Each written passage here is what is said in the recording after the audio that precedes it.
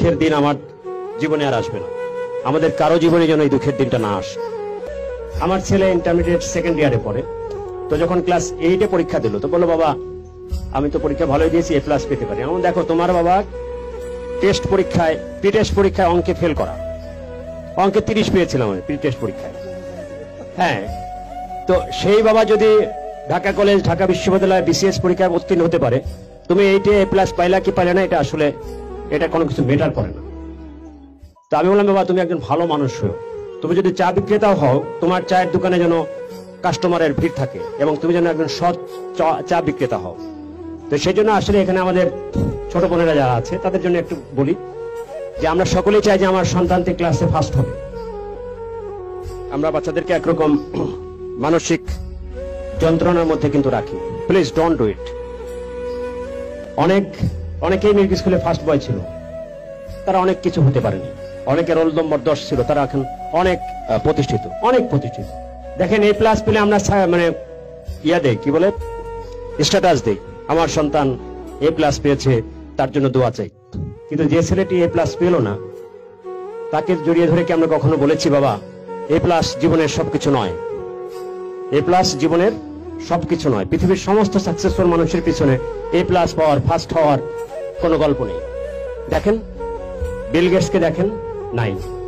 জুকারবার্গকে দেখেন, নাই। নিউটনকে দেখেন, নাই। আইনস্টাইন, যাকে পৃথিবীর সেরা বিজ্ঞানী বলা হয়, সে কিন্তু হাবাগোবা টাইপের একটা লোক, তাকে বলা হয় এক ধরনের প্রতিবন্ধী। আইনস্টাইনকে কিন্তু এক ধরনের প্রতিবন্ধী বলা হয়, এটা আপনারা জানেন কিনা আমি জানি না, জানার কথা।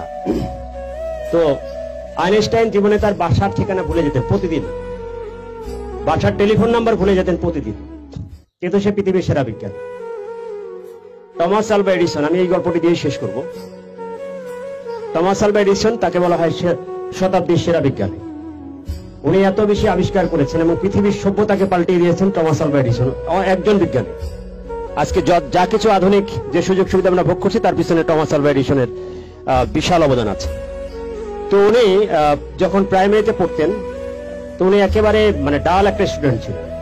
তো ওনার শিক্ষক ওনার মার কাছে একটা চিঠি লিখলেন যে, মহোদয়া, চিঠিটির বাংলা করলে এরকম হয় যে, মহোদয় আপনার সন্তানটি অতিশয় গর্ধব, তাকে স্কুলে রাখলে আমাদের স্কুলের বদনাম হবে, আপনি দয়া করে তাকে অন্যত্র ভর্তির ব্যবস্থা করুন। টমাস আলভা এডিসন সেই চিঠিটা নিয়ে বাড়িতে যান। তো চিঠিটা পড়ার পরে মা কাঁদতেছেন। টমাস আলভা এডিসন বলছে, মা তুমি কাঁদছো কেন? তা বলছে, তোমার শিক্ষক তোমার সম্পর্কে এত ভালো ভালো কথা লিখেছে, তারা লিখেছে যে তোমাকে পড়ানোর মতো কোনো শিক্ষক ওই স্কুলে নাই, আশেপাশেও আমি দেখছি যে কোনো স্কুলে এরকম শিক্ষক নাই, আজ থেকে তোমাকে আমি পড়াবো। ঠিক আছে? তো টমাস আলভা এডিসন পরবর্তীতে শতাব্দীর সেরা বিজ্ঞানী হয়েছেন। গ্রামের বাড়িতে একদিন ফিরে গেছেন বহু বছর পরে। ফিরে গিয়ে, আমাদের তখন চিঠি লেখার যুগ ছিল, তো উনি পুরানো চিঠিপত্র ঘাটতে গিয়ে ওই চিঠিটি ওনার হাতে পড়ে, যে চিঠিটি তার শিক্ষক লিখেছিলেন তার মাকে। সেখানে লেখা ছিল, টমাস আলভা এডিসন একজন অতিশয় গর্ধব। তিনি পরবর্তীতে ওনার আত্মজীবনীতে লিখেছেন যে টমাস আলভা এডিসন একজন গর্ধব ছাত্র ছিলেন, একজন মিথ্যাবাদী মা তাকে পৃথিবীর শ্রেষ্ঠ বিজ্ঞানী বানিয়েছে। তো মায়েদেরকে কখনো কখনো কিন্তু মিথ্যাবাদী হতে হয়। এটাকে বলা হয় হোয়াইট লাই, যেটি অন্যকে ক্ষতি করে না। আর আমরা 1 নম্বর কম পাইলে অনেক মাকে দেখেছি স্ট্রোক করতে, ব্লাড প্রেশার বেড়ে বাসায় একটা তুলকালাম কাণ্ড করতে। বাবাদের থেকে মায়ের এই কাজটা বেশি করেন, প্লিজ এই কাজটা করবেন না। আপনার বাচ্চাকে বলবেন যে ব্যর্থ হওয়া মানে জীবন থেমে যাওয়া না, পৃথিবীতে সফল হওয়ার জন্য ব্যর্থ হওয়ার দরকার আছে।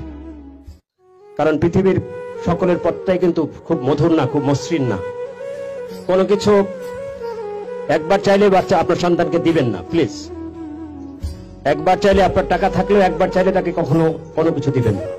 তখন সে মনে করবে যে ইজিলি সবকিছু পাওয়া যায়। জীবনের কঠিন বাস্তবতা তাকে শিখাবেন, তাকে আরো শিখাবেন যে জীবনের চলার পথ কখনোই মসৃণ না, এবং তাকে আরো শেখাবেন সে যেন মানুষের প্রতি কৃতজ্ঞ হয় এবং মানুষকে যেন সে সম্মান করতে শেখে। তো আজকের এই আয়োজন, আজকের এই দিনটি স্মরণীয় হয়ে থাকবে, স্মৃতির পাতায় লেখা থাকবে। তোমরা অবশ্যই বলতে পারবে, আজ এই দিনটাকে মনের খাতায় লিখে রেখো, হ্যাঁ, আমায় পড়বে মনে, কাছে দূরে যেখানেই থাকো।